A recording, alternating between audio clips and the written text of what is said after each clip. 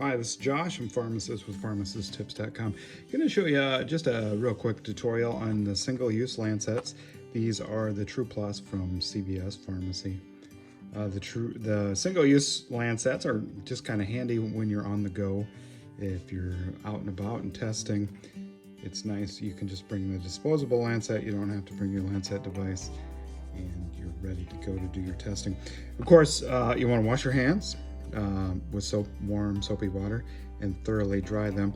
Then typically you're going to want to get your test strip ready. This one I happen to have the Bluetooth glucose meter from CVS Health.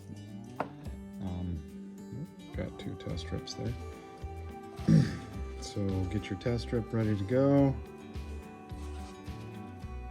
Bam, it's asking to apply the blood. You have your single-use lancet device, and you want to twist that off. You don't want to pull the cap. That white cap just needs to be twisted and removed. So there we go. Then your thoroughly washed hand, I prefer the side of the finger. That seems to be less painful, so you just go ahead and press that against there. And there you go. It's a nice drop of blood. Ready for testing. Go ahead and get your glucose strip on there.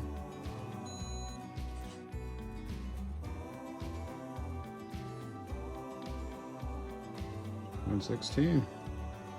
All right, there's your used lancet. So just kind of a quick glance guide here at those.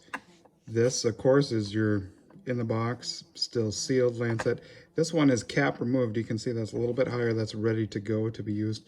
And this is a used one. They're, of course, single use, so you can only use them the one time. But they're at a glance. That's how you can tell the difference. Sealed, lid removed, ready to go, and this one is done. Thanks for watching. Please like and subscribe to the video. I do appreciate it if you like the information I provide.